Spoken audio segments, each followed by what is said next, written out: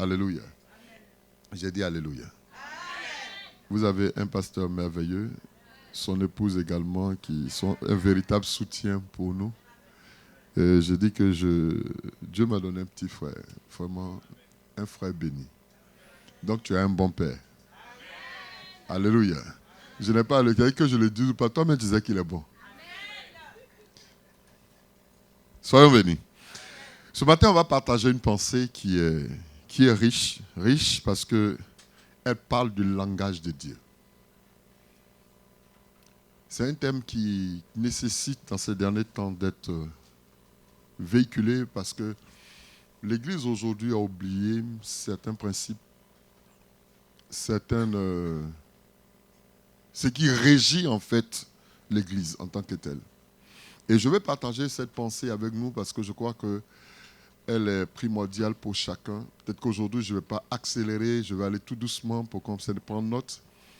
Peut-être qu'à certains moments, si je bouge un peu trop, soyez bénis. Alléluia. Alors, on va prendre rapidement notre Bible dans le livre de Nombres, chapitre 9. Le livre de Nombres, chapitre 9, du verset 15 au verset 23. Alléluia. J'ai dit Alléluia.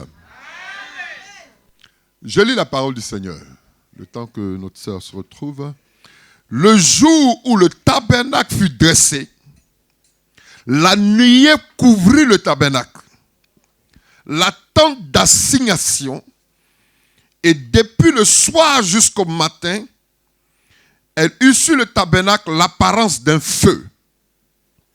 Il en fut continuellement ainsi. La nuée couvrait le tabernacle et elle avait de nuit l'apparence d'un feu. Quand la nuée s'élevait de dessus la tente, les enfants d'Israël partaient. Et les enfants d'Israël campaient dans le lieu où s'arrêtait la nuée. Les enfants d'Israël partaient sur l'ordre de l'Éternel. Je reprends cette phrase. Les enfants d'Israël partaient sur l'ordre de l'Éternel. Je reprends encore. Les enfants d'Israël partaient sur l'ordre de l'Éternel. Et ils campaient sur l'ordre de l'Éternel. Ils campaient aussi longtemps que la nuée restait sur le tabernacle. Quand la nuée restait longtemps sur le tabernacle, les enfants d'Israël obéissaient au commandement. Ils obéissaient au commandement, dis avec moi, de l'Éternel et ne partaient point. La suite nous dit, quand la nuée restait peu de jours sur le tabernacle, ils campaient sur l'ordre de l'Éternel et ils partaient sur l'ordre de l'Éternel. Si la nuée s'arrêtait du soir au matin et s'élevait le matin, ils partaient. Si la nuée s'élevait après un jour et une nuit, ils partaient. Si la nuée s'arrêtait sur le tabernacle 2 jours, ou 1 mois, ou 1 année, les enfants d'Israël restaient campés et ne partaient point. Quand elle s'élevait, ils partaient. Ils campaient sur l'ordre de l'Éternel. Et ils partaient sur l'ordre de l'Éternel. Ils obéissaient au commandement de l'Éternel, mais sur l'ordre de l'Éternel par Moïse. Waouh! Waouh! Waouh! Je vais commencer par cette pensée. Un jour, Dieu s'est levé. Il avait un besoin. C'était de sauver l'humanité. Mais il allait commencer tout par un homme qui s'appelle Noé. La destruction de la terre était déjà arrêtée. Le plan divin de Dieu devait s'accomplir. Mais Dieu voulait garder un reste. Dis avec moi un reste. Et par ce reste-là, il allait permettre à l'humanité de se reproduire. Et je me rends compte que Dieu va donner des instructions à Noé en son temps. Parce que la Bible nous dit qu'au temps de Noé, Dieu l'a trouvé juste. Ça veut dire que dans chaque temps, dans chaque saison, dans chaque famille, dans chaque secteur, Dieu se cherche un juste. Et à partir du juste, il veut sauver un reste. Ou alors il veut reproduire ce qui était déjà. Dis-moi un amen. Alors, Noé va bâtir l'arche Noé a construit l'arche. Noé avait les instructions de l'arche, mais Noé n'avait pas la clé de l'arche. Parce que la fermeture de l'arche ne dépendait pas de Noé. Dépendait du Seigneur. Ça veut dire que d'une part, Noé avait ce qu'il avait accompli. Et quand il finirait, c'est le Seigneur qui allait fermer. Or, je me rends compte que les différents animaux qui devaient rentrer dans l'arche n'étaient pas dirigés par Noé. Parce que Dieu a donné seulement le commandement à Noé de bâtir l'arche. Et il a dit, 2 de chaque espèce viendront dans l'arche. Donc c'est l'Éternel qui attire. Quand nous obéissons à la voix de Dieu, en tant que leader, en tant que pasteur, et qu'on réussit à construire comme Dieu veut, alors Dieu maintenant suscite des hommes et des femmes qui viennent. Dis-moi un amen. Et la Bible dit que les différents animaux venaient. Donc il y avait le lion, il y avait le guépard, il y avait tous les animaux rapides qui rentraient premièrement. Mais la fermeture de l'arche ne dépendait pas de leur présence. La fermeture de l'arche dépendait du dernier qui allait rentrer. Oh, je ne sais pas si j'ai dit quelque chose à quelqu'un. Le dernier animal qui allait rentrer, c'est quand il rentrerait que Dieu allait fermer. Donc Noé pouvait avoir la clé, mais Noé ne détenait pas le temps et l'accomplissement de toutes choses. Donc pour que la chose s'accomplisse, il fallait que Noé fasse sa part et que Dieu fasse la sienne. Regardez un peu ce qui se produit. Donc le guépard va rentrer, le lion va rentrer, tous ces animaux rapides vont rentrer, mais je me rends compte qu'il y a 2 espèces d'animaux qui vont rester derrière. Et ils arrivent avec lenteur. On parle généralement de la tortue, qui a un poids. Elle subit sur le poids, la charge. Et c'est l'image de certaines personnes, ou des hommes de Dieu, ou alors des gens qui ont la crainte et qui cherchent véritablement le Seigneur, qui ont le poids du fardeau, le fardeau de l'église, le fardeau des âmes, le fardeau de ceci, mais qui arrivent avec lenteur. Tu regardes même l'escargot, elle salive sous le poids de la charge qu'elle a. Mais on est obligé d'attendre qu'elle rentre. Tant qu'elle ne rentre pas, le Seigneur ne peut pas fermer l'arche. Donc ça veut dire que Dieu détient le temps. Dieu détient, c'est-à-dire, quel que soit ce que tu subis, Dieu seul a la dernière clé. L'année a commencé. Pour d'autres avec fanfare. Il y a certaines personnes qui acquérirent ce qu'ils veulent. Il y a d'autres qui se réjouissent parce que mariés, dont on dansait. Mais tant que la fin n'est pas arrivée, oh my God, dis à quelqu'un, j'ai dit Dieu détient le dernier mot. Et tant que l'année n'est pas finie, tant que le temps, ce que Dieu a arrêté pour toi dans cette année n'est pas arrivé, il ne peut pas fermer l'arche. Alors je suis venu parler à quelqu'un qui a besoin de voir Dieu à l'œuvre. Je suis venu parler à quelqu'un qui a à cœur de comprendre comment Dieu fonctionne. Parce que Dieu n'agit pas comme nous agissons, parce qu'il a un langage. Il a une façon de parler. La Bible nous dit que mon peuple périt parce qu'il lui manque quelque chose, la connaissance. Dans d'autres versets, il est dit que mon peuple est détruit. Donc le manque de connaissance, excusez-moi l'expression, est un péché. Cherchez à comprendre Dieu, cherchez à savoir comment Dieu parle, parce que la preuve, tu peux rentrer dans une nation, tu peux être habitué à parler le français, tu arrives en Angleterre, tu es dépaysé. Tu es obligé de te mettre à jour. Donc il y a une mise à jour. Si le portable que nous avons, on met une mise à jour, c'est que toi, tu dois mettre ta vie à jour. Alléluia. Donc, tu dois te mettre au pas pour pouvoir voir ce que Dieu fait. Alors, je parlais de ce thème, pourquoi? Parce que j'ai besoin que tu prennes conscience qu'il y a certains actes que tu vas poser qui vont créer un déclic dans le monde spirituel pour que tu reçoives ce que tu veux avant la fin de l'année. Tu ne m'as pas dit un amen. Alléluia. J'ai dit alléluia. Alors, le texte en lui-même est riche. Parce qu'il nous parle d'un événement qui a eu lieu en un temps.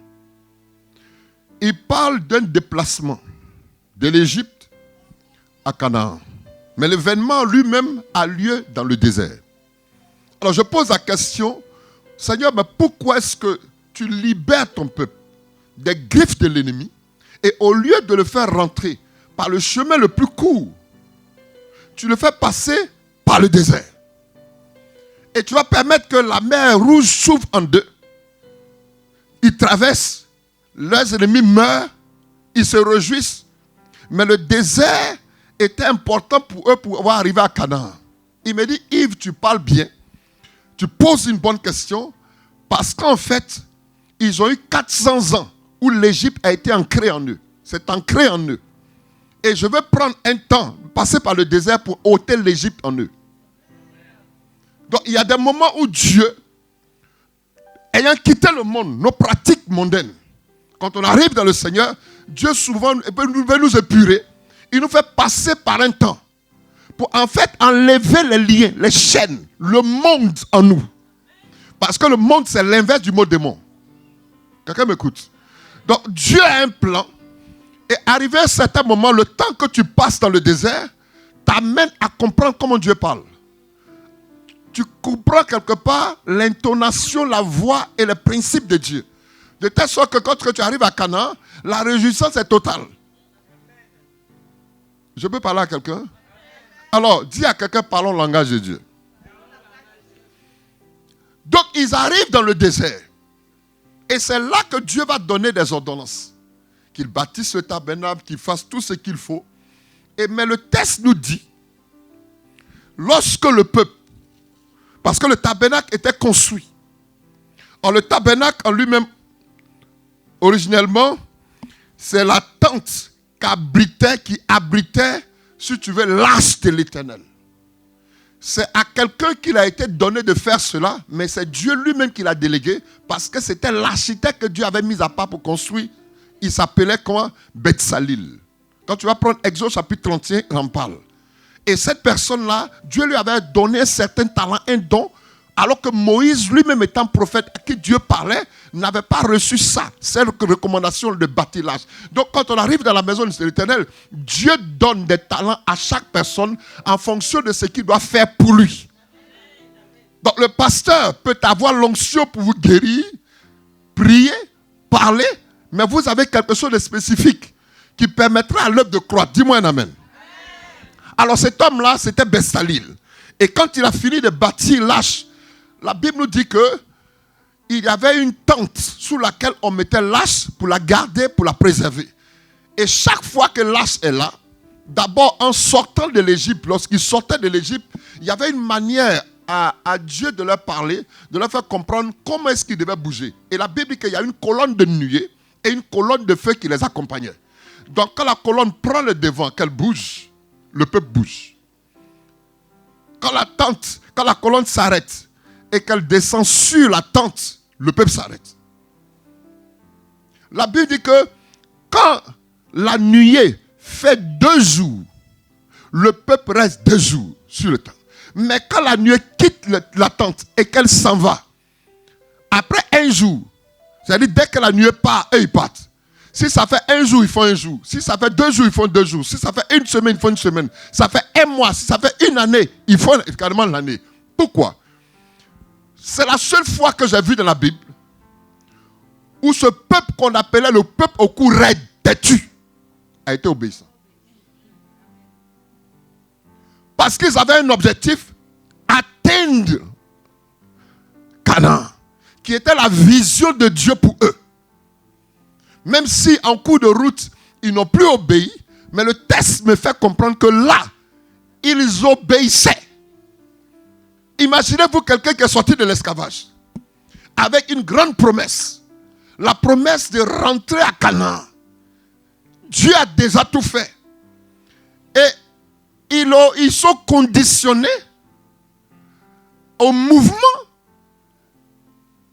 de la colonne de nuée. Imaginez-vous quelqu'un qui a envie d'accélérer et ce jour-là, la nuée décide de rester 1 an. Parce que tant qu'elle ne bouge pas, le peuple ne bouge pas. Et on lui a promis Canaan. Mais Canaan, à cause de la nuée, il est obligé de faire encore 1 semaine, 1 mois. Alors que lui, il dit qu'il est prêt. Mais sa vie dépend de la nuée, du mouvement de la nuée. Alléluia. Alors j'ai cherché à percer le mystère pour comprendre le pourquoi. Waouh. Le texte dit, quand la nuée s'élevait au-dessus de la tente, les enfants d'Israël partaient. Donc tout ne dépendait pas des forces physiques, ou de la pensée, ou de l'onction qui était là, posée sur Moïse, mais tout dépendait de ce que Dieu voulait. Alors j'ai cherché à définir mon thème. Et je parle langage. Or le langage c'est quoi? C'est une fonction d'expression de la pensée, de la communication entre les humains, mais qui est mise en œuvre par la parole ou les écritures, ou l'écriture. Je parle également de langage, c'est tout système de signes permettant la communication. Ça veut dire que ça peut être en échange, en parlant, ou par écrit, ou par des gestes. Je sais que le sourd-muet s'exprime. Je sais que celui, comme en ce moment je suis en train de parler, tu m'entends. Mais les sourds-muets, ils ont également des signes pour s'exprimer. Même celui même qui parle, comme je parle, souvent n'a pas besoin de prononcer une parole. Il fait ça. Tu sais ce qu'il veut dire. Ça, c'est la manière à l'homme de communiquer. Et je dis, c'est la capacité d'exprimer une pensée et communiquer au moyen de la voix, des signes, etc. Donc, si l'homme s'exprime, si l'homme peut communiquer et échanger, se faire comprendre, Dieu aussi a sa manière de parler. Et c'est de ça que je veux parler en fait. Or, nous savons que la Bible dit que Dieu parle tantôt d'une manière, tantôt d'une autre. C'est nous qui ne prenons pas garde. Parce qu'on est habitué à une manière de parler qui est humaine. Mais on ne comprend pas le langage de Dieu qui est spirituel. Or, tout n'est pas régi dans le physique. Tout est déjà accompli dans le spirituel. Et cela se matérialise dans le physique quand nous comprenons ce qu'il faut faire. Alors, je suis venu te parler du langage de Dieu. Alléluia. Le langage de Dieu est bizarre. Et il est important qu'on saisisse cela. Ça peut aller? Dis à quelqu'un bougeons. Dieu parle tantôt d'une manière, tantôt d'une autre, mais nous ne prenons pas garde. Dieu peut parler généralement en songe, ce que nous connaissons tous. Je sais que quand certaines personnes dorment, ils vivent quelque chose, ils expriment quelque chose. Ils ont quelque part un message qui peut être divin. Je ne parle pas du cauchemar, je ne parle pas du rêve, je parle du songe. Dieu parle également par vision. Une vision ouverte, comme tu vois sur un écran géant, une télévision avec une image à l'intérieur. Elle peut être ouverte parce que tel tu me vois, tu peux voir la chose. Dieu parle également par intuition. Tu as une très forte conviction dans le cœur de poser telle action. Dieu parle également par audibilité, comme tu m'entends. Ça, c'est certainement ce qu'on nous a le plus enseigné. Mais Dieu également parle de façon codée par des réponses. Et c'est ce que je veux toucher parce que la réponse de Dieu, c'est oui, c'est non et c'est le silence. C'est le silence qui est dangereux parce que l'homme n'est pas habitué au silence de Dieu, mais qui est un langage. Or, dans le silence, généralement, ceux qui sont troublés demandent des signes. Et c'est généralement ces signes-là qui nous donnent de comprendre qu'est-ce que Dieu veut. Et c'est dans les signes-là, maintenant, que Dieu provoque certains effets pour permettre à quelqu'un de sortir de la médiocrité à l'excellence. Dis-moi un amen. Ça nécessite une observation. C'est là que généralement Dieu dit, pourquoi se trouble parmi les nations? C'est là que Dieu dit à Moïse, dis au peuple de garder le silence. Parce que c'est mon langage. C'est une façon à moi de m'exprimer. Parce que quand vous vous taisez, moi je me meus. Ça veut dire que notre silence, qui est le langage de Dieu, amène Dieu à agir. Donc il y a mouvement quand il y a silence.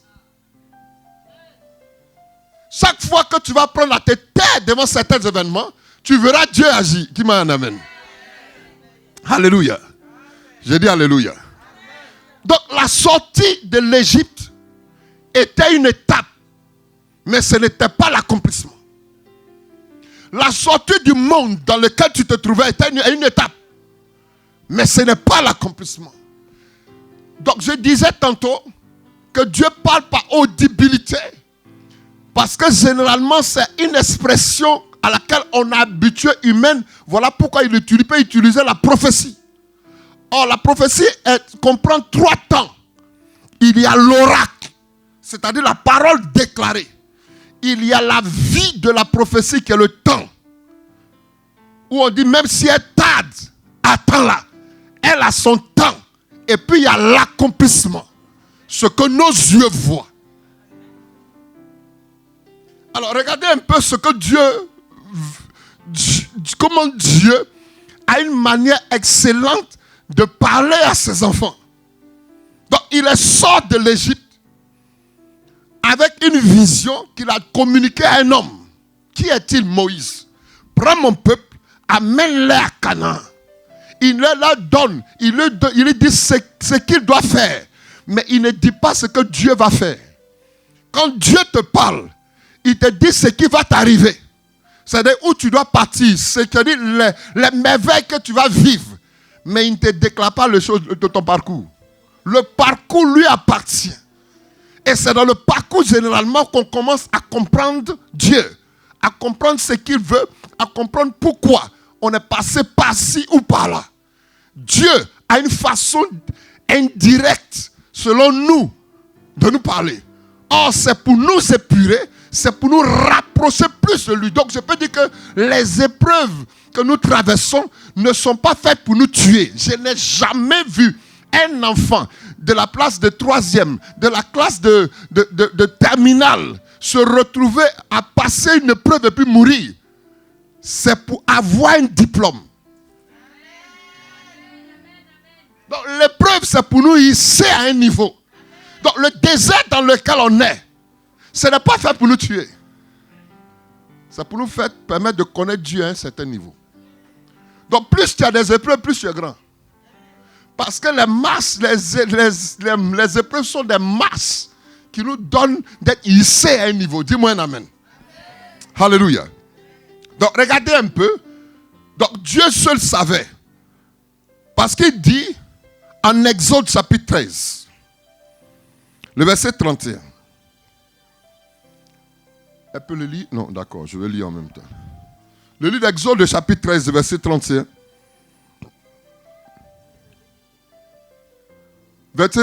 Exode chapitre 13, verset 21, autant pour moi. Il dit, l'Éternel allait devant eux. Suivez très bien ce que je suis en train de lire.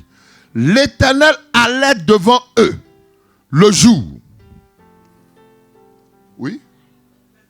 Elle n'a pas le micro? Exode chapitre 13, verset 21, c'est ça? Ah d'accord. Bon, si ça ne marche pas, je vais gagner. Laissez, c'est pas grave, on va. C'est ça? Alléluia. Oui. Je lis la parole de Dieu. Exode chapitre 13, verset 21. L'Éternel alla devant eux le jour dans une colonne de nuée pour les guider dans leur chemin. Écoutez très bien. Et la nuit dans une colonne de feu pour les éclairer afin qu'ils marchassent jour et nuit. Attends. Amen. Je reprends le texte. Donc Dieu les prend et il doit les conduire où? À Canaan. Donc Dieu ne veut pas qu'ils marchent comme ils veulent, mais Dieu veut leur communiquer, veut parler avec eux, qu'ils comprennent comment se déplacer. Amen. Parce que la Bible dit que les pas de l'homme ne sont pas à leur pouvoir lorsqu'ils marchent, mais c'est à Dieu de les diriger. Amen. Donc la façon à Dieu de les diriger, c'est de leur donner comment est-ce qu'ils parlent. Donc là, on n'a pas dit qu'il y a une voix qui s'exprime. Je ne sais pas si quelqu'un a entendu me saisir. Amen, amen, amen, amen. Le texte ne dit pas que Dieu parle. On entend sa voix. Mais le texte dit, l'Éternel alla devant eux le jour dans une colonne de nuée. Il alla devant eux le jour dans une colonne de nuée, oui, pour les guider dans la le chemin. Bible dit pour les guider. Je Alléluia. veux jouer un peu avec le mot. L'Éternel allait devant eux le jour. Oui, alléluia. La Bible dit par. Or, le par est une préposition qui indique le lieu où l'on passe. Amen. Le par indique le moyen ou la manière. Le par indique la cause, le motif. Jésus. Le par indique les circonstances, le moment. Donc quand il dit l'Éternel allait devant eux le jour par, et il ajoute une colonne, mais la colonne de nuée. Amen. Et la suite dit pour les guider. Alléluia. Ce n'est pas pour autre chose, Non. mais pour les guider. Donc la nuée, lorsqu'elle se meut, c'est une façon indirecte de Dieu de leur parler. Amen, amen, amen, amen, amen. Mais on n'entend pas sa voix. On n'entend pas sa voix. Donc, c'est rester attentif, pas être distrait. Parce que si tu es distrait, ce jour-là, tu n'entendras pas la voix. Donc, à ceux qui ont les yeux rivés Oui, Jésus. sur la tente où se trouve la nuée, attendent le mouvement de la nuée qui est un langage de Dieu. Amen, amen. La Bible dit pour les Guider. guider. Or, la suite dit, Et la nuit, et la nuit. dans une colonne de feu, La Bible dit dans. Ce n'est pas par. C'est dans. J'ai dit, ce n'est pas par. J'ai dit dans. Une colonne de feu. de feu. L'objectif, ce n'est pas pour les diriger, mais pour les éclairer. Amen. Waouh. Or, le dans est aussi une préposition qui indique l'intérieur d'un lieu ou de ce qui peut être comparé à un lieu. Amen. Le dans indique le cours d'une durée. Le dans indique l'état, le domaine d'application. Amen. Le dans indique la situation où l'on se trouve. Le dans indique la manière d'être, de faire. Quand on dit dans, et le texte me dit la nuit, dans une colonne de nuée, alors mon esprit, parce que le feu a son sens, Amen. la nuée aussi a son sens. Amen. Mais la nuée est faite pour quoi? Dans nos tests. C'est fait pour quoi la nuée? Alors, pour les guider, Pour guider.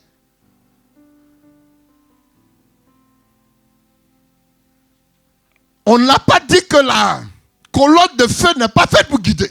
oui. Guider, éclairer. Mais il y a un plus. Amen. Oh, Alléluia. je ne sais pas si quelqu'un est en train de me comprendre. Amen. Regardez un peu, Dieu n'utilise pas les choses en vain. Donc, il aurait pu dire pourquoi est-ce qu'on ne voit pas la colonne de feu, de nuée. Et puis aujourd'hui, il utilise le feu en lieu et place de la nuée. Or, la nuée, si tu veux, c'est un peu comme un gros nuage. Oui.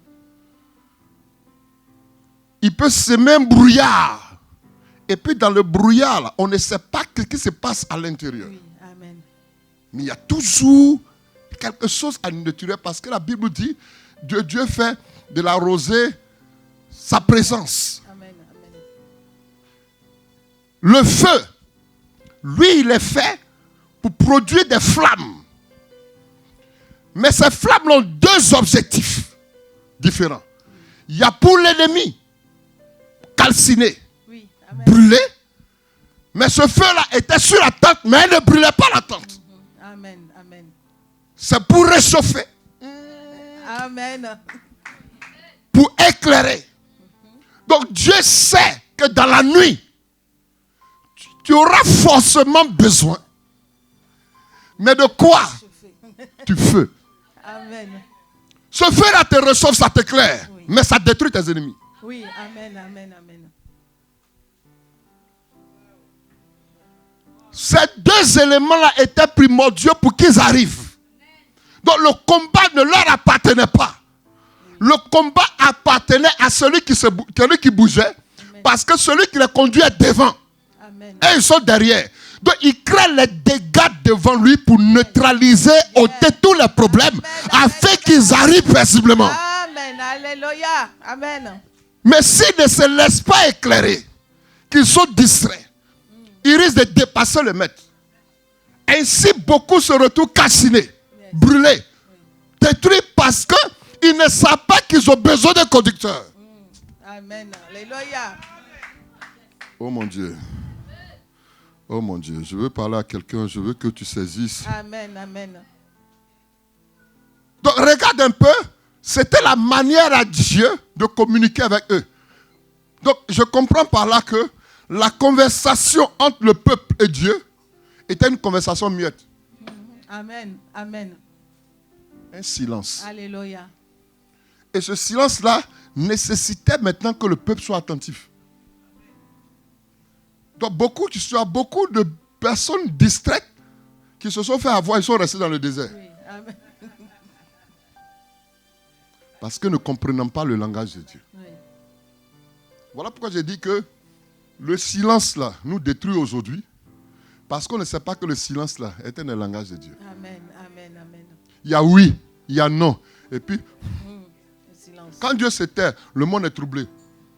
Surtout pour ceux qui ont l'habitude d'avoir des visions, d'avoir des songes où Dieu ne parle pas. Dis, mais Seigneur, pourquoi depuis là tu ne me dis rien? Non, j'ai besoin souvent, c'est-à-dire quand je sens que Dieu est là, je peux avoir mon visage chauffe, je sens des frissons. Ce jour-là, il n'y a pas besoin de frissons. Parce que ce que tu dois savoir, c'est que Dieu a dit, je serai avec toi. Amen. Amen. Amen. Amen. Amen. Donc une fois que tu as conscience qu'il est avec toi tous les jours, tu n'as pas besoin de sentir. Tu sais qu'il est avec.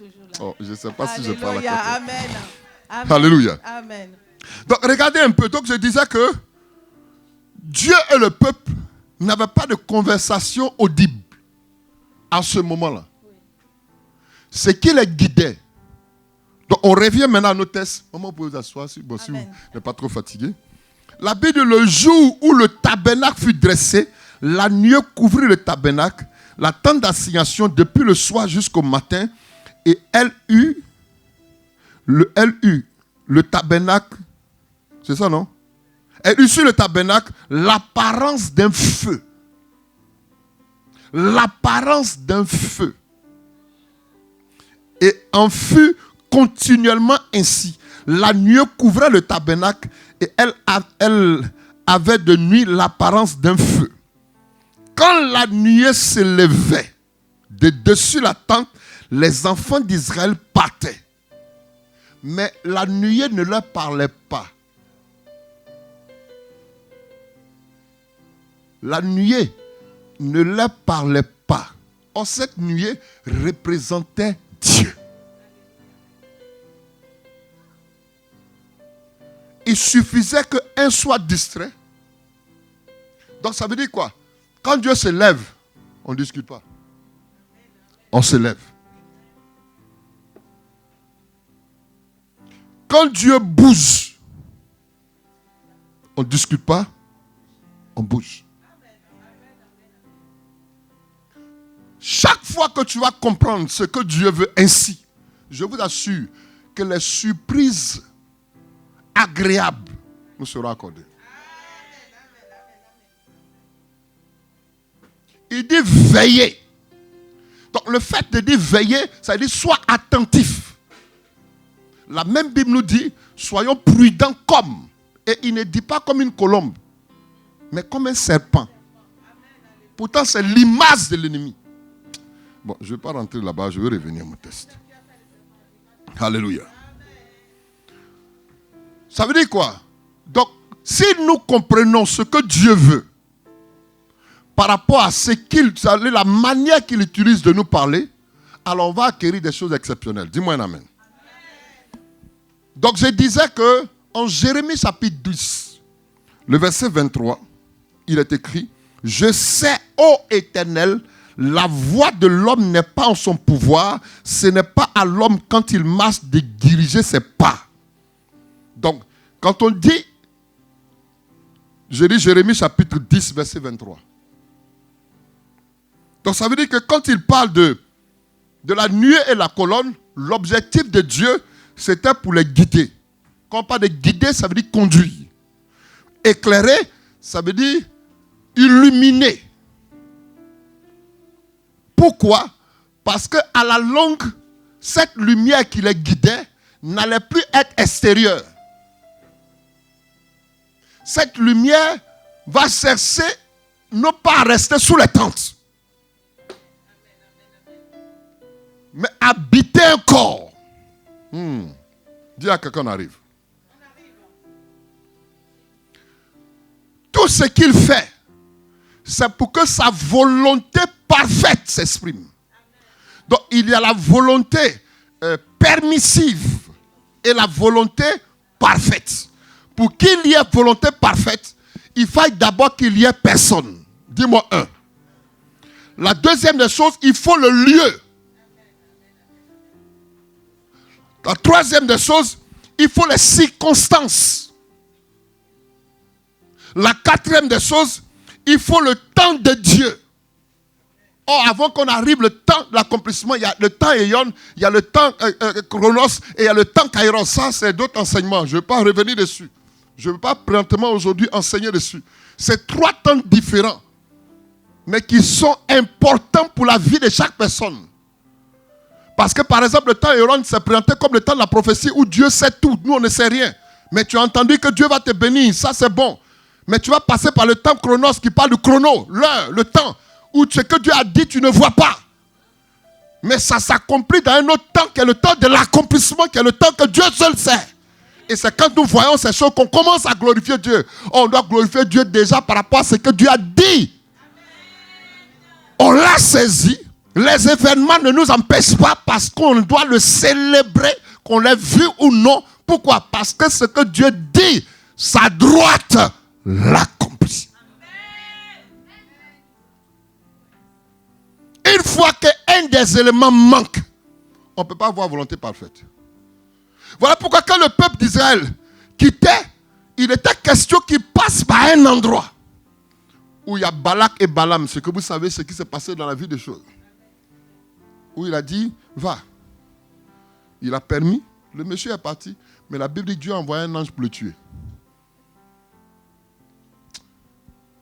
Aujourd'hui, j'ai à cœur de voir quelqu'un exploser dans ce qu'il fait. Donc, l'as de Dieu qui bougeait, c'était Dieu lui-même. Donc, l'as de Dieu, c'était, si tu veux, la présence de Dieu au milieu de son peuple. Mais pas dans son peuple. Donc, le tabernacle se déplaçait parce que quiconque s'approchait de la tente sans être appelé pouvait mourir. Parce que le peuple n'était pas encore saint. Dieu avait besoin qu'il passe par des rituels pour. Voilà pourquoi on suscitait des sacrificateurs autrefois pour rentrer dans le temple en fonction de la purification, aller livrer l'agneau, ceci, ce que vous connaissez tous, pour que lorsqu'il ressort vivant, Dieu a agréé. Sinon, le sacrificateur lui-même peut mourir. Et Christ est venu accomplir cela.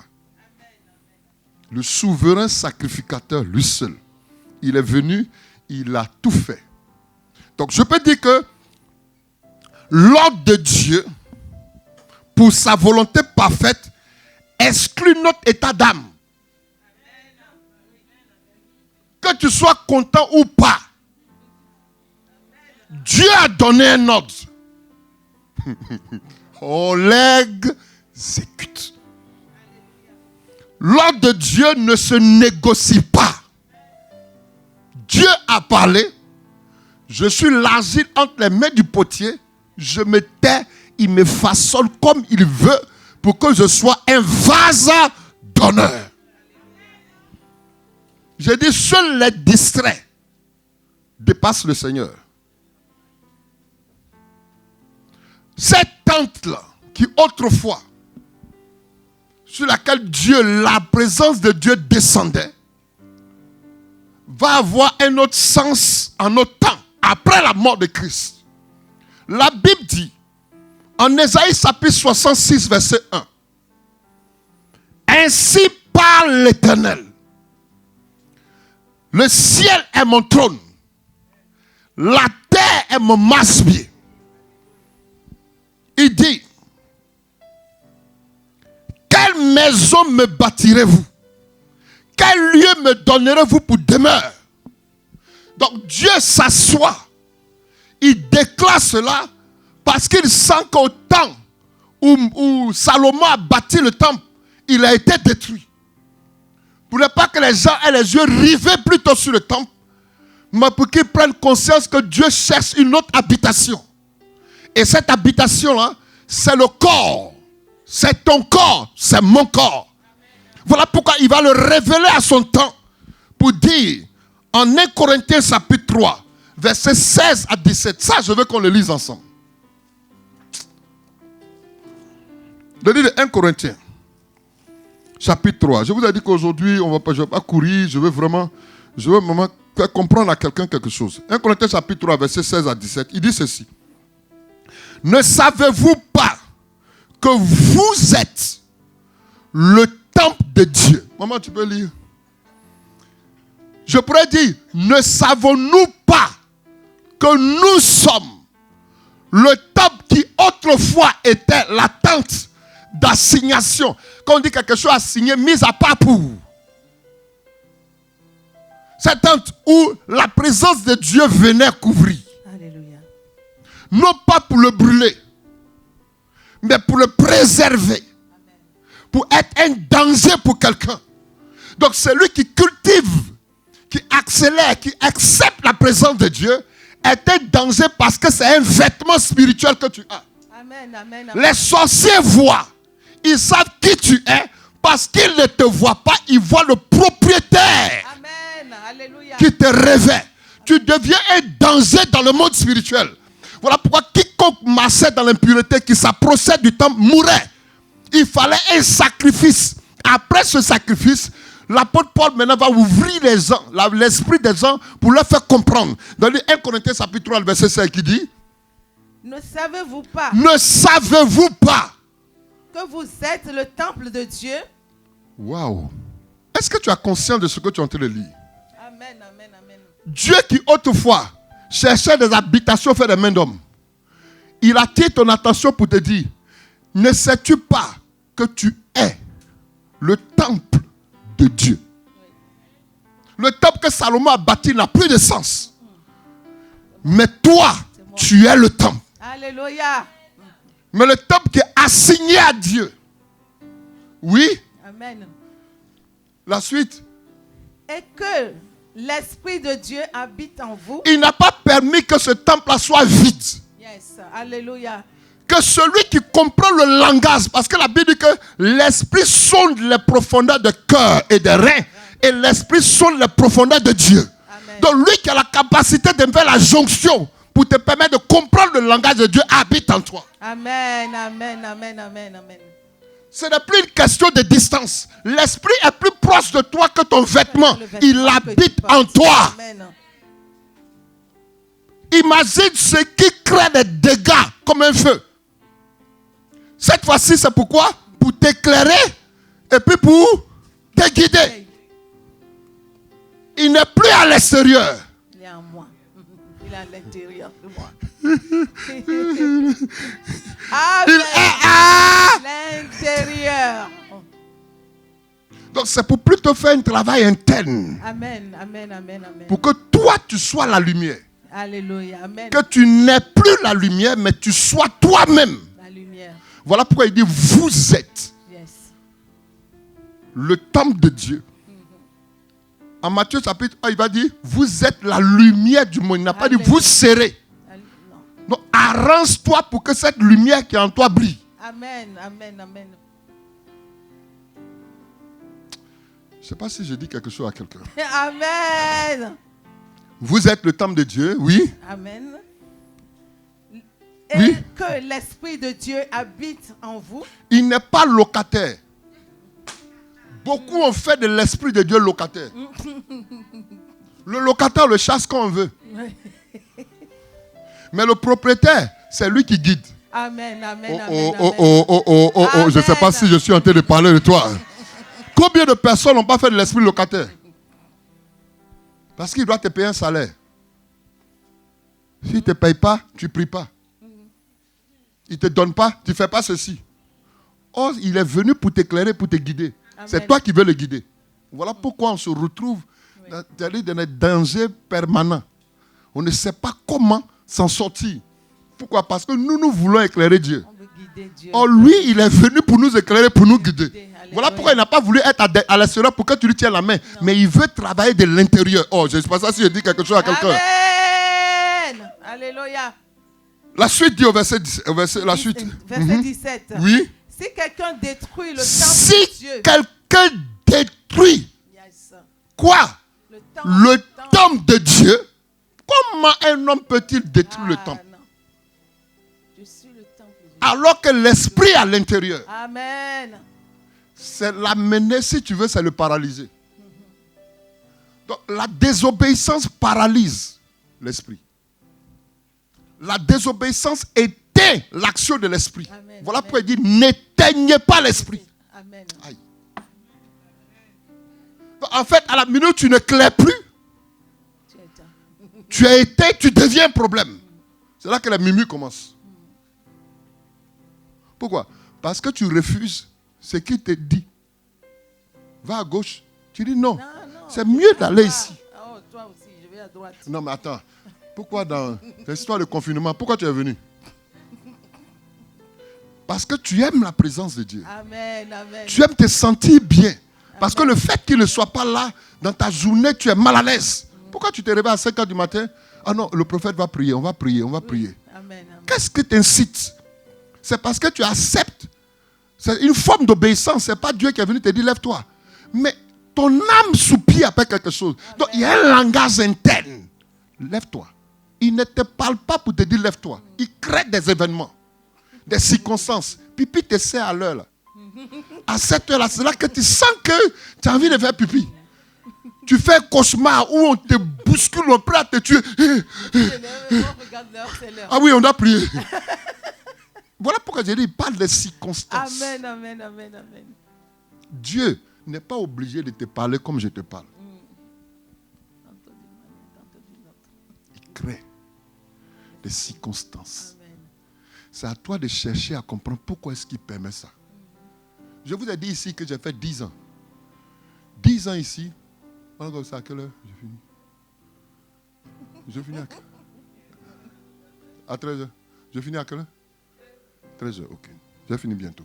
Amen. Donc je regarde 10 années où j'ai servi Dieu, 10 années où les miracles s'opéraient, 10 années où je voyageais, je partais partout. Dieu faisait des choses extraordinaires. La 10e année, Dieu me dit, tu fais quoi ici? Hein?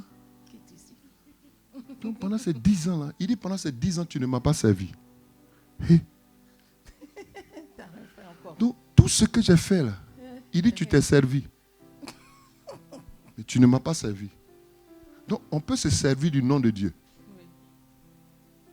Sans le servir. J'ai dit, mais ces miracles qui sont opérés, il dit, j'ai opéré les miracles parce que tu as dit mon nom. C'est à mon nom que les démons sortent. Amen. C'est à mon nom que la maladie disparaît. Ce n'est pas en ton nom. C'est parce que tu me plaisais. Tout ce que tu as fait là, tu t'es servi. Si tu mourais, tu allais à l'enfer. Wow. J'ai dit, ben, que dois-je faire? Il dit, retourne sur le lieu. Donc le lieu est important, qui est la terre de connexion. C'est quand je suis retourné que mon âme s'est retrouvée en paix. Donc, je suis mieux en Afrique. Je suis à l'aise, je vous assure, je suis à l'aise. Même si il y a une boule d'attiquer, c'est mieux. Il y a la paix dedans. Amen, amen, amen, amen. Que les millions d'euros avec trouble. Je sais que quelqu'un me comprend. Amen, amen, amen, amen. Merci. Ça, il faut comprendre. Il faut accepter ce que Dieu veut. Il y a beaucoup de personnes, excusez-moi, je vais dire ça. Il y a beaucoup de personnes qui ne sont pas sur la terre de connexion. Ils sont là parce que, bon, il faut quoi? La France ou bien l'Europe est synonyme de gloire. Hey, pas pour tout le monde. Amen. Ceux qui réussissent, ça, c'est leur terre. Pour toi, là, tu peux patauger. Tu es en train de lutter. Ça peut être un temps d'épreuve, mais si ce n'est pas épreuve, tu vas te retrouver au carrefour ici et ça va.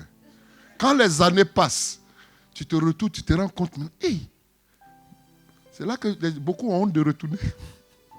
Parce qu'ils se disent, si je retourne, je deviens quoi? C'était une parenthèse, je la referme. Amen. Dès que ça concerne quelqu'un, il y a plusieurs manières de prophétiser. Alléluia. Amen.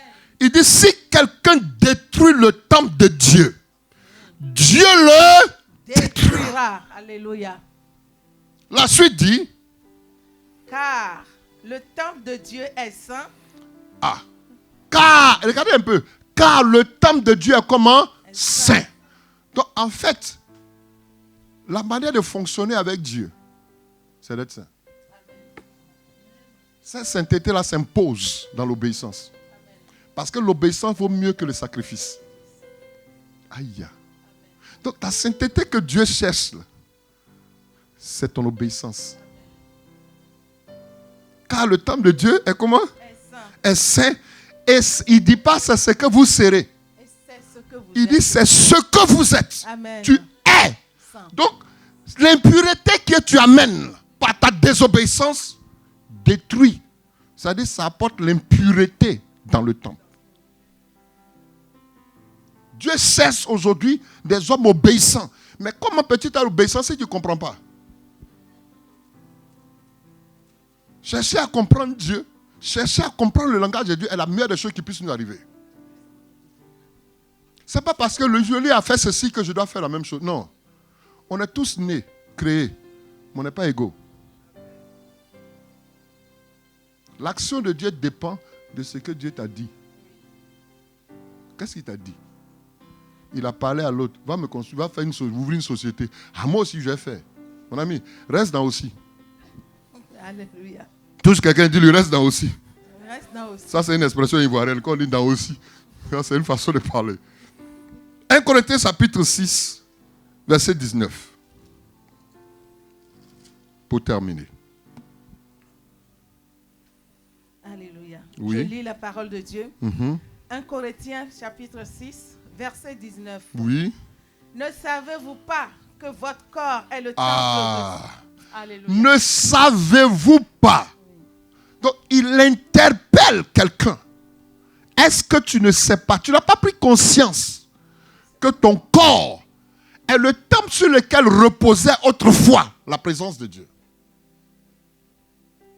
Notre corps est le temple du Saint-Esprit. Oui, Qui est en vous, qui est en vous, que vous avez reçu de Dieu, que vous avez reçu de Dieu, et que vous ne vous appartenez point à vous-même. donc il y a un propriétaire. Tu es la propriété de Dieu. Tu ne t'appartiens pas. Alléluia. Donc ta volonté ne prime pas. La volonté de Dieu. Non, le Seigneur lui-même, là, qui me laisse vivre ma vie. Tu n'as pas de vie. Quelqu'un est mort pour toi. C'est-à-dire, si tu veux, il a acheté. Amen. Il y a eu troc. Il y a eu échange. Entre les mains de Satan, il t'a pris. Amen, Donc amen, tu ne amen. t'appartiens plus. Tu ne t'appartiens plus haut. Je dis plus haut. Plus haut.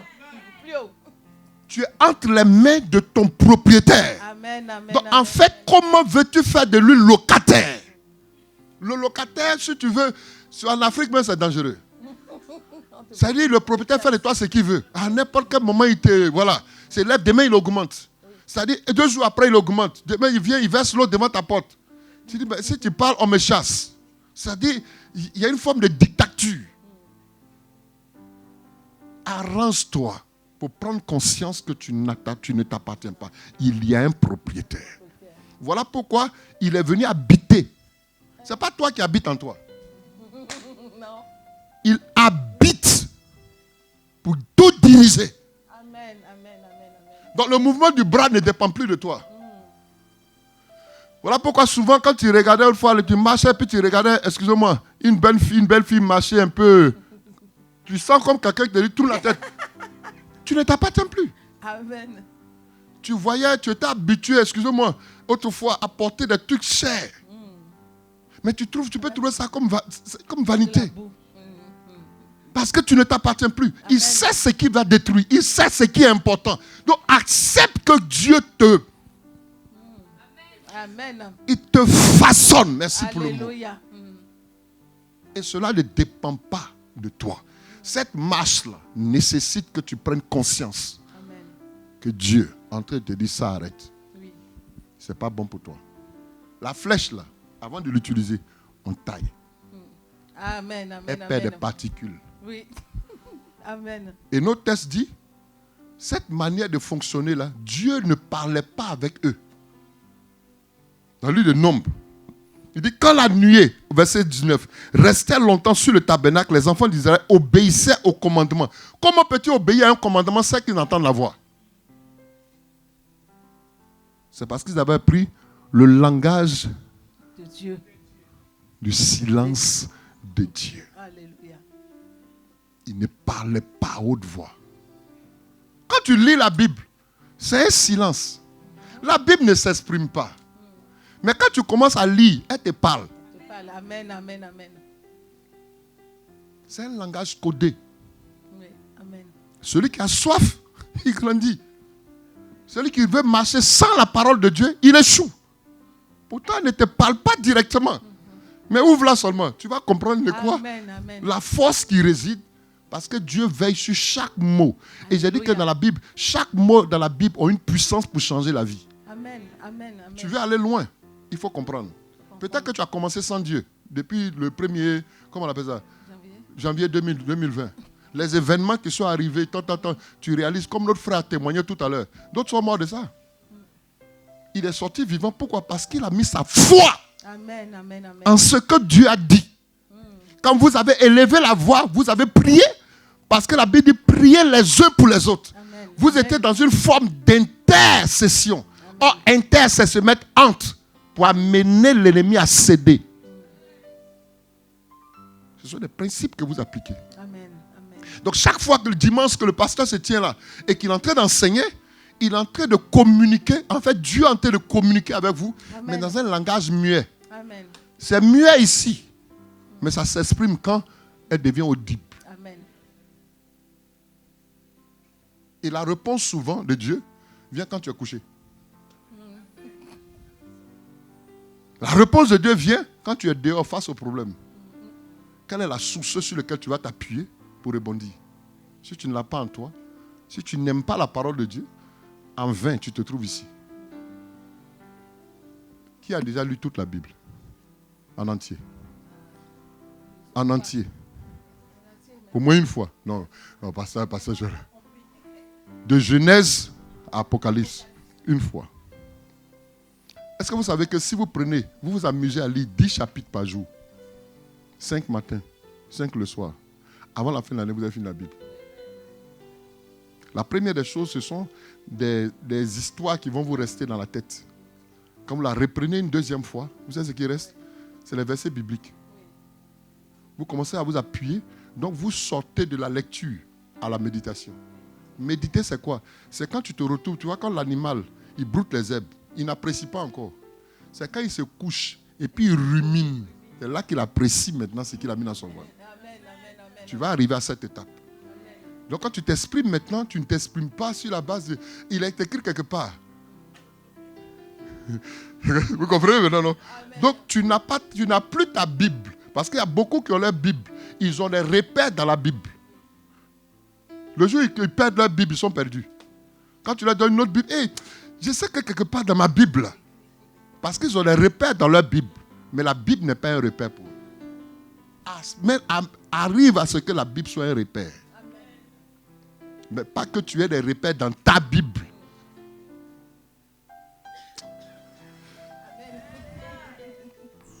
Quand la nuée restait longtemps sur le tabernacle, les enfants d'Israël obéissaient au commandement de l'Éternel et ne partaient point. Quand la nuée restait peu de jours il restait. Le verset 23 nous dit, je vais terminer par ça, puis on va prier. Amen. Il campait sur l'ordre de l'Éternel. La Bible dit, il campait sur l'ordre de l'Éternel. Est-ce que Dieu parlait là? Il s'exprimait là? Non. Il campait sur l'ordre de l'Éternel. Oui. Et il partait. Il partait sur l'ordre de l'Éternel. Donc tout dépendait du mouvement. De quoi? De la nuée. La suite dit. Il obéissait au commandement de l'Éternel, sur l'ordre de l'Éternel par Moïse. Par Moïse. Donc en gros, les instructions, c'est-à-dire quand Dieu parle, le mouvement, tout le monde peut observer le mouvement, mais tout le monde attend ce que Moïse dit. Oui. Dieu vous a donné un leader. Oui. Amen. Amen. Il vous a donné un pasteur, Amen. un homme de Dieu. Amen.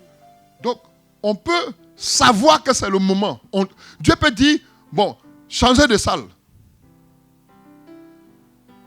Mais au leader, il va dire, c'est maintenant. Oui. Ou bien dans 2 jours. On peut savoir, mais le temps appartient à Dieu. Amen. Amen. Donc, c'est chaque fois que Moïse disait, ramassez les bagages, allons. Celui qui était parti, peut-être, excusez-moi, aller quelque part en brousse, le temps qu'il revienne, là-bas, ça bouge. Et c'est ce qui est arrivé à Josué et à Élisée. Il dit, si tu me vois, tu as demandé, qu'est-ce que tu dis? Je veux l'onction qui est sur toi. Il dit, ok, si tu me vois monter avec toi, tu vas recevoir. Donc, quand Élie va aux toilettes, Petit point, il le suivait. vous comprenez, non? Amen. Quand Dieu nous demande de veiller, là, d'être prudent pour obtenir, voici un peu comment il faut se comporter. Je suis tout le temps. Alors, peu importe ce que tu traverses, je suis venu te dire ce matin, peu importe ce que tu vis, Amen. peu importe ce que tu attends. Si Joseph voulait regarder, maman, vous pouvez vous asseoir. Si Joseph voulait regarder à tout ce qu'il a vécu, aujourd'hui, Joseph, on n'allait pas parler de son histoire. Ce que tu vis, c'est ce qui te concerne. Ça ne concerne pas quelqu'un d'autre. Plus tu es éprouvé, plus il y a un niveau élevé. Plus on t'acclame, plus il faut être prudent. Plus ta voix monte, plus tu dois prendre conscience que tu dois toi-même faire attention à toi. Pourquoi? Parce que tu deviens à partir de ce moment-là un miroir. Les gens te prennent comme un miroir pour se mirer. Fais attention à tout ce que tu vis. Parce que ta réputation devient un message pour quelqu'un. Chaque action que tu poses enseigne quelqu'un d'autre. Tu n'as plus besoin de parler parce que tu es une lumière. Quand tu arrives quelque part, l'espoir naît. Et il est là, on va prier. Et cette personne va me faire du bien. Tu dois prendre conscience que tu dois arriver à ce niveau-là. Mais tu es encore dans le désert. Dieu est en train de t'épurer. Apprendre à comprendre ce qu'il veut te donnera d'accéder à de grandes choses. Si je parle de toi, dis un amen très fort.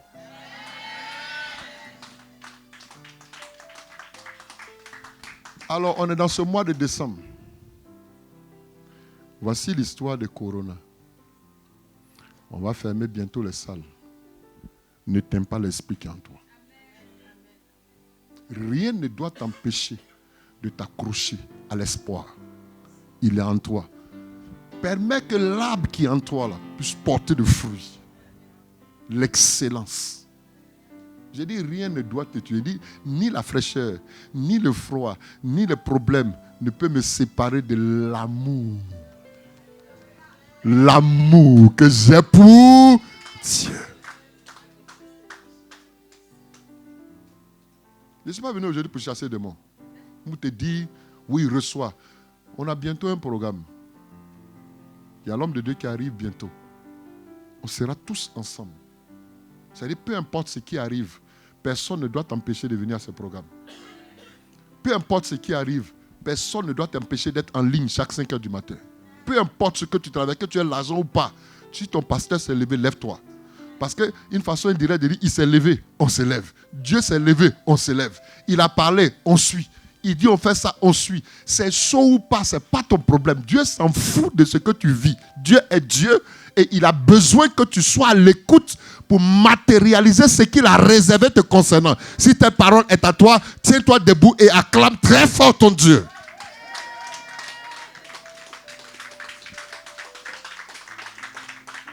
Alléluia. Alors je veux maintenant que nous prions le Seigneur. Avant que nous ne prions, je vais donner une histoire. Je ne sais pas si c'est ici. Je sais pas si c'est ici que j'ai donné cette pensée. Écoutez très bien. Il y a eu un événement qui est arrivé. Je ne sais pas si c'est ici. Hein. Dites-moi si c'est ici. Il y a une situation qui est arrivée à un homme. Un homme qui... Un vieillard qui vivait dans un pays, dans une saison hivernale, très froide. Il faisait très froid. Et le monsieur n'avait qu'un petit vêtement, pas chaud. Il n'avait pas de pull, un petit vêtement, mais il vivait. Il n'est pas mort. Pourquoi? Parce qu'il a tout fait pour adapter son corps aux circonstances, aux événements, à la température. Et un jour, dans sa promenade, il passe devant une villa, un pavillon. Il y a un jeune homme qui sort, bien habillé. Et il voit le vieux, mais qui est habillé de façon... Il dit, mais papa, mais comment se fait-il que tu sois habillé comme ça? Mais c'est pas normal, tu vas tomber malade, tu peux mourir. Ça fait combien d'années? Il dit, ça fait des années que je suis comme ça. Il dit, non papa, attends. Je rentre, je vais prendre un manteau, je viens te le donner. Il rentre. Quand il ressort, c'était un homme d'affaires. Quand il est rentré, du moins, son téléphone a sonné. Et il a commencé à causer. Régler tous les problèmes. Il a oublié le monsieur dehors. Jusqu'à la nuit, il allait dormir. Il se réveille le matin. Il ouvre la porte. Il voit devant la porte le vieillard arrêté frigorifié, il est mort. Avec un bout de papier en main. Le vieillard prend le jeune homme vient, il prend le papier, il lit. Il dit, jeune homme, quand j'étais dans mes problèmes, j'ai adapté mon corps à la température, aux événements. Tu es venu me promettre, j'ai enlevé la carapace. C'est le froid qui m'a tué. Donc, indirectement, c'est une façon de dire, c'est toi qui m'as tué. Ainsi, Dieu habite en nous. En qui mettons-nous notre espoir?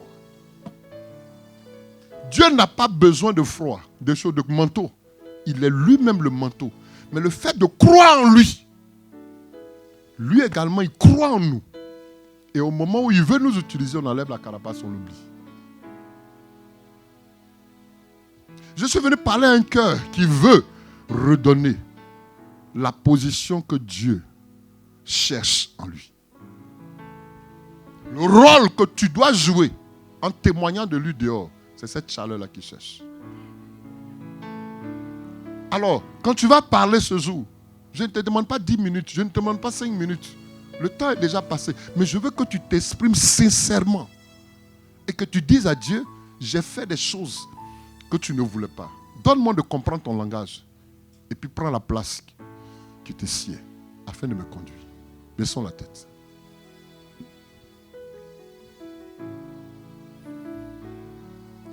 Je ne demande pas d'abord de prier, baisse la tête et puis pense à la position dans laquelle tu es.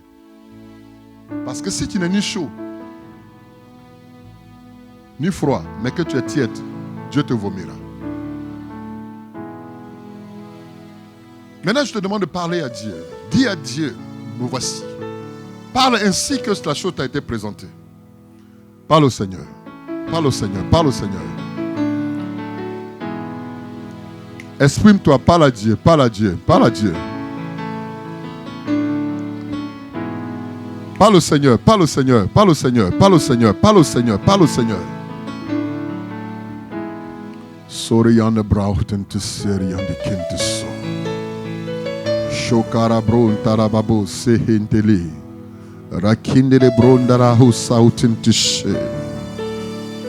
Ce jour, tu viens de nous parler, Seigneur, de ton langage, qui certainement, Seigneur mon Dieu, a pris notre tournure. Nous voulons exercer un contrôle sur toi. Nous cherchons des voies et des moyens Et nous réalisons, Seigneur, que nous t'avons pris comme locataire. Nous avons voulu par nos actions t'embaucher dans notre société. Mais aujourd'hui, nous réalisons, Seigneur, notre besoin. Nous réalisons les erreurs que nous avons commises. Et nous savons que sans toi, l'aboutissement, Seigneur, ne se fera point. Nous sommes dans ce désert. Et tu nous parles tantôt d'une manière, tantôt d'une autre.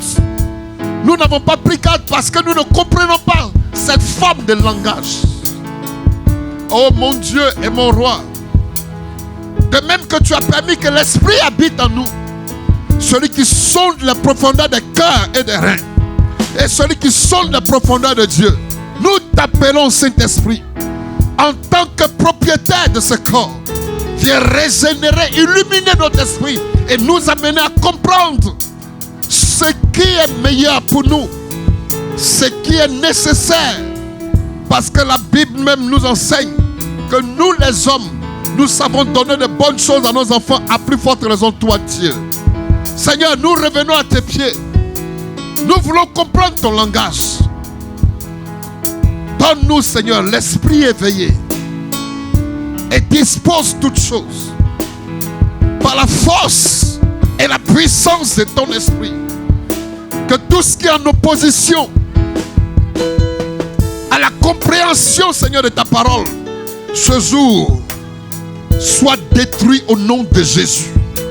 Je fragilise le pouvoir de l'opposition au nom de Jésus, des réalités au nom de Jésus, des troubles au nom de Jésus, de manque de foi au nom de Jésus. Je proclame par la puissance de Dieu que tu rehausses le niveau d'avec nous, Seigneur.